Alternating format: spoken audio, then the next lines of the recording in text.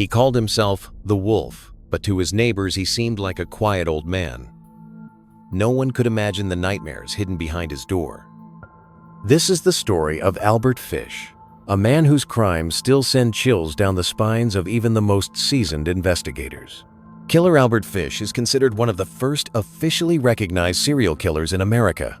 In the early 20th century, this elderly man kidnapped, murdered, and ate children. The exact number of his victims remains unknown to this day. I have always wanted to hurt others, and to make others hurt me. Albert Fish. Fish was born in Washington, D.C. in 1870. His father, Randall Fish, was 75 that year, 43 years older than Albert's mother. Fish had 2 brothers and a sister, but he was the youngest. Much later, psychiatrists and researchers would claim that all members of the Fish family suffered from various mental disorders. Most likely, by making retroactive diagnoses, scientists tried to find the most plausible explanation for what could turn an ordinary person into a bloodthirsty monster. In any case, no solid evidence of mental disorders among the Fishes was ever presented. At birth, the future killer was named Hamilton. When he was 5, his father Randall Fish died of a heart attack. The family had no significant savings, and Hamilton's mother had to place him in an orphanage. There, he received a nickname similar to his real name, which he could not shake for a long time, making him resentful of his birth name. In the orphanage, Fish discovered that he derived pleasure from pain. At the time, corporal punishment was common in many American orphanages. During punishment, and later from physical abuse, little Fish would experience erections. For an 8-year-old boy, this was unusual and led to further bullying. 4 years later, in 1879, Albert's mother managed to get a government job and retrieved her son. But the experiences in the orphanage had permanently changed the future monster. By age 12, he engaged in a sexual relationship with a boy who worked as a telegraph messenger. Around the same time, Fish began visiting public bathhouses where he could freely observe naked men. In 1890, Fish moved to New York. Immediately after the move, he changed his hated name Hamilton to Albert. After moving, it was established that he began regularly assaulting young boys. The killer chose his victims among street children, who were very numerous in New York at that time. They rarely reported crimes, so the police were unaware of Fish's actions. However, Albert's mother suspected something and decided to arrange a marriage for him urgently. In 1898, Albert married a 19-year-old woman chosen by his mother. From this marriage, Fish had 6 children, 4 sons and 2 daughters. Yet he continued hunting other children. In 1903, the killer was caught stealing from a warehouse where he worked, either as a loader or a clerk. He was sentenced to 2 years in the famous Sing Sing prison. In prison, Albert was quite popular. Hardened inmates, long separated from their women, often exploited weaker cellmates, and Albert was never resisting. Released in 1905, Fish went quiet for a while, or perhaps not. At that time, there was no global information network, and many crimes went unnoticed. The first murder attributed to Fish occurred in 1910. The victim was 10-year-old Thomas Bedden from Delaware. The next killing happened 9 years later, when, according to police, Fish murdered a mentally disabled boy in Virginia. Another crime occurred 5 years later. On July 14, 1924, 8-year-old Francis McDonald disappeared. The boy's friends reported that he left with an elderly, thin man with gray mustaches. The police began searching for the Gray Man, one of Fish's nicknames given by authorities because of the color of his cloak. At that time, the police had no experience investigating such unmotivated crimes. The investigation led nowhere. On February 11, 1927, 4-year-old Billy Gaffney disappeared. A 3-year-old friend of Gaffney, also named Billy, witnessed the abduction. He said that a strange man approached them while they were playing near their home. Why strange?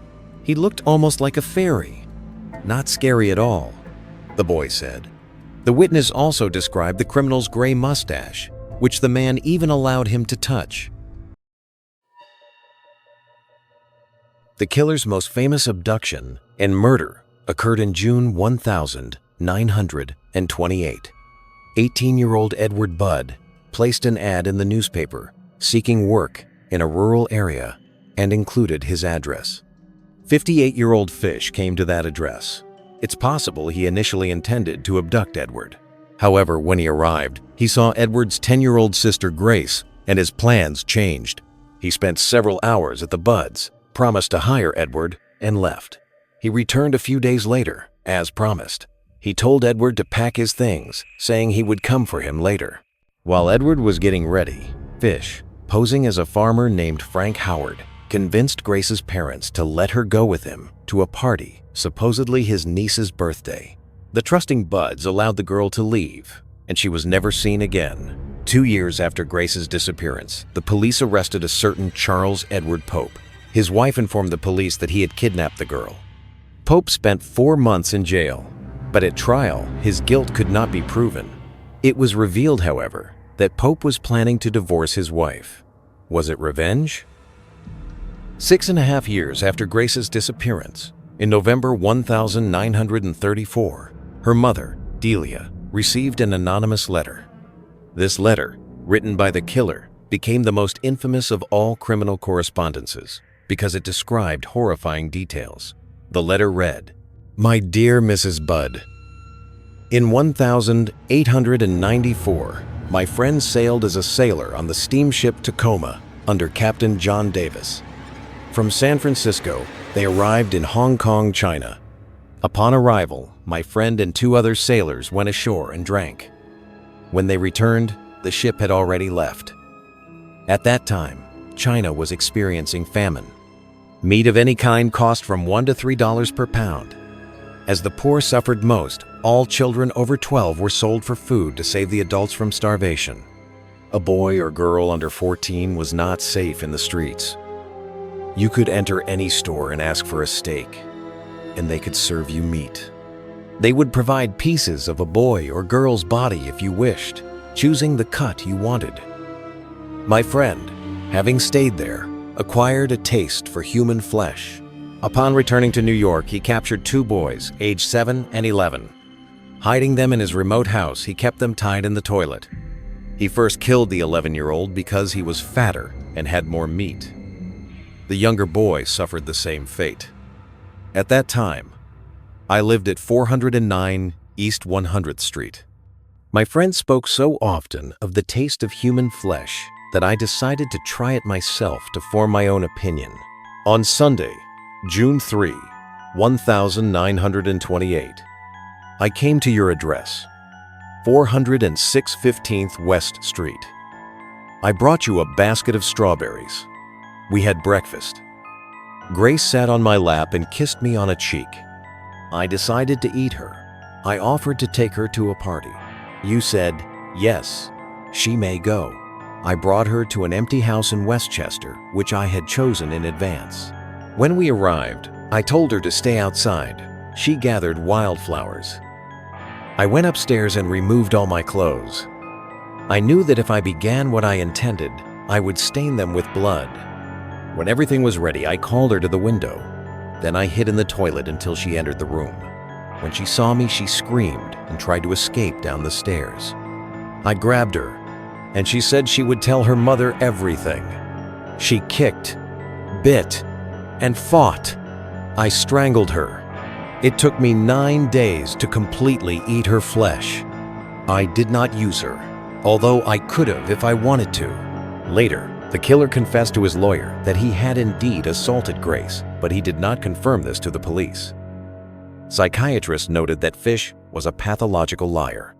Grace's parents did not believe the reality described in the letter, thinking someone had cruelly played a prank on them. Nevertheless, the letter was delivered to the police and reached lead investigator William King. The officer did not consider it a joke.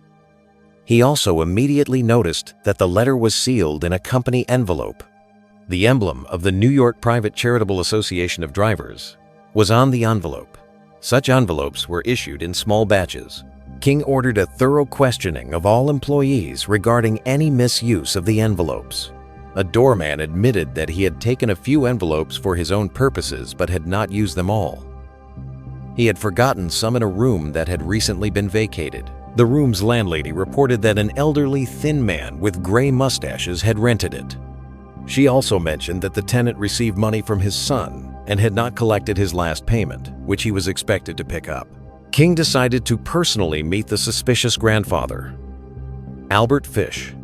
As soon as the officer introduced himself and invited him to come along, lunged at King with 2 razors in his hands. But the police officer subdued the man and brought him to headquarters. There, the monster immediately confessed to killing Grace, and her mother and brother identified him. The police decided to investigate Fish for other crimes. His photograph was published in the newspaper. Soon, a trolley conductor came forward and identified Fish as the man who, on February 11, 1927, had ridden his trolley with a young boy. The witness said he remembered the strange pair because the boy had no coat, was crying, and kept calling for his mother. This was the day Bill Gaffney disappeared. His body was never found. The boy's mother contacted Fish directly and asked him to tell the truth about her son. Fish described exactly what had happened, including how he tormented the boy and ate him over 4 days. After Grace's mother received the letter, most psychiatrists began asserting that Fish was insane and should not be tried. Apparently, this was the verdict Fish sought when he detailed his feats. The killer also claimed a deep belief in God, referring to his crimes as a ritual. Although psychiatrists leaned toward declaring him insane, Fish still faced a jury. The court found him guilty of 3 murders. The police accused him of 15 cases, and Fish himself admitted to 498.